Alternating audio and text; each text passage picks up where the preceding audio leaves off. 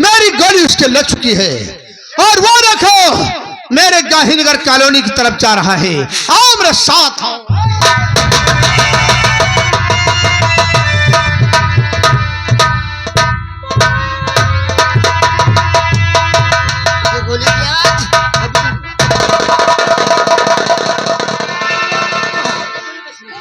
मुन्ना की गोली लगी है, मैं जेल से भागा इसलिए।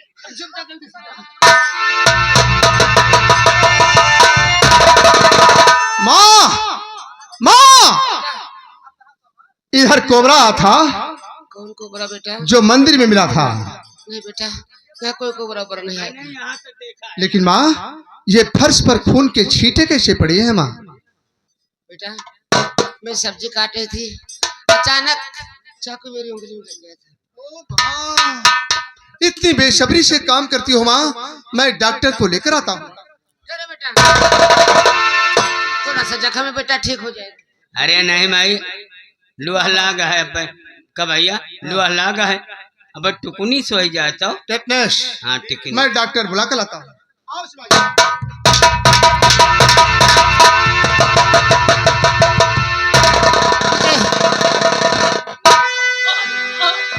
भाग जाए यहाँ से, नहीं जो कह चलेगा। अरे भाग रखी, तू कोशिश न करे कोबरा।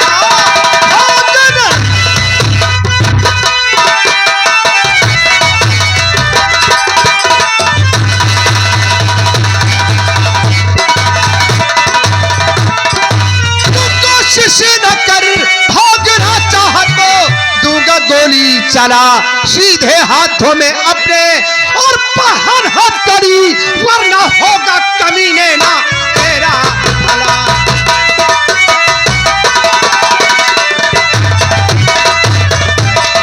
माँ तो बोलो माँ, लेकिन कैदी को क्यों दी शरण, जबकि यह जेल से भाग कर आ रहा, इसको घर में छुपाया ये क्या राज है, बोलिए जे अजय पूछ तुमसे रहा।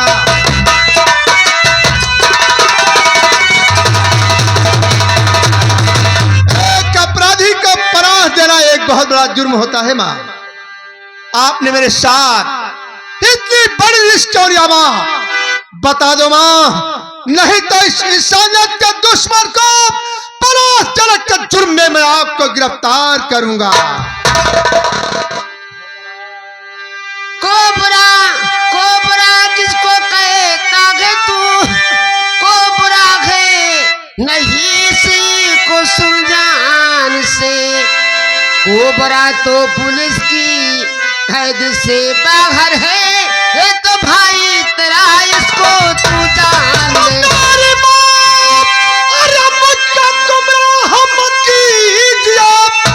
इसको भाई कभी मान सकता नहीं, कैसे कर लूं यकीन ना है भाई मेरा, और जबकि कानून में कोबरा है नहीं, कैसे कर लूं।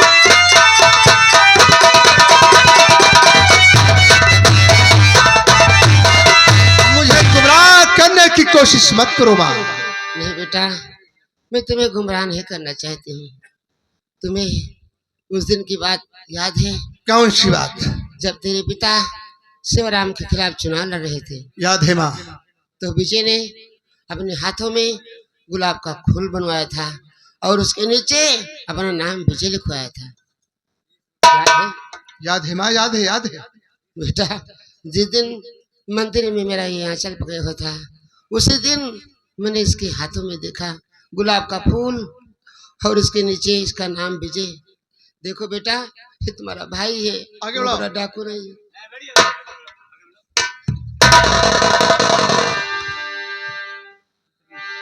माँ, मेरे भाई नहीं, तो मार दो फूंक जाए सगे भाई मेरे, लेकिन कैसे विजय से बने कोबरा, कोबरा भेष में हर इनको पाया था मैं, ये विजय है तो फिर कौन है कोबरा भेष में।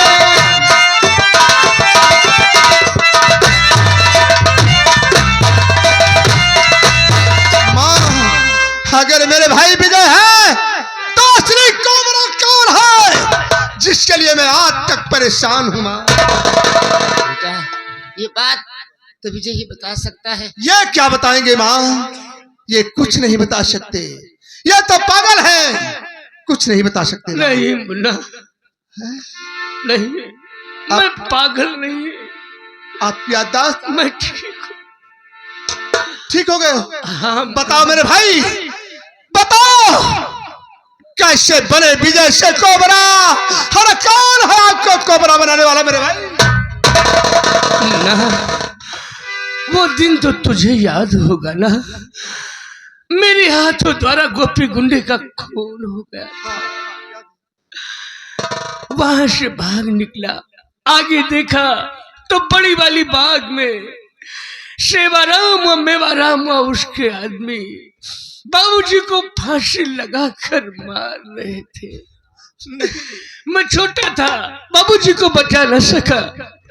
मेरी नजरों के सामने उन्होंने बचाओ बचाओ करके अपनी प्राण दे दिया। वो हरामजादे मेरे पीछे पड़े, मैं वहां से भाग निकला और गंगा मैया में कूद गया। उनकी दहशत से इधर उधर छुप छुपा कर रहता था। एक दिन सेवाराम के निवास अड्डे की तरफ गया तो क्या देखा मुन्ना? क्या देखा भैया? सेवाराम व मेवाराम व असली कोबरा। मुन्ना, ये लोग किसी मंदिर का गहना चुरा कर रहे थे, आपस में देख रहे थे, वह बातचीत कर रहे थे। मुझसे न रहा गया, मैं उनसे मारा मारी किया। उसमें से मेवाराम ने उठाकर पत्थर मेरे सर पे मारा था। मैं बेहोश हो गया। फिर मैं नहीं जानता कि मेरे साथ क्या हुआ, मैं कैसे कोबरा बना, मैं कुछ नहीं। बस करो मेरे भाई, आगे मैं जानता हूं भैया क्या हुआ आपके साथ। मुझे माफ कर दो भाई, मैं आपको ना जाने क्या क्या कह दिया, मुझे माफ कर दो भैया।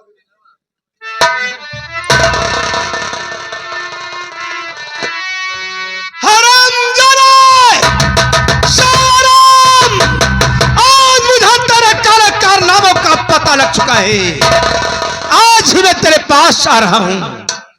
असली कोबरा के विषय में मुझे नहीं बताया तो तुझे हम घसीटते हुए जेल की सलाखों के पीछे खड़ा करूंगा।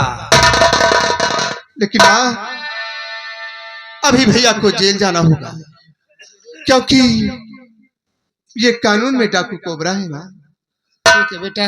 और मां, मैं आपसे वादा करता हूं मां, भैया को कोबरा से विजय साबित कराऊंगा और उस कमीने सेवाराम को कड़ी से कड़ी सजा दिलाऊंगा मां। ठीक है बेटा, तेरी जैसे मर्जी हो, ले जा।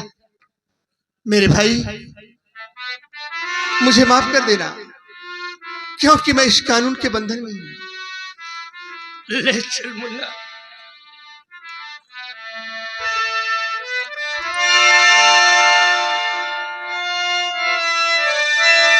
कभी के पीछे हुए हम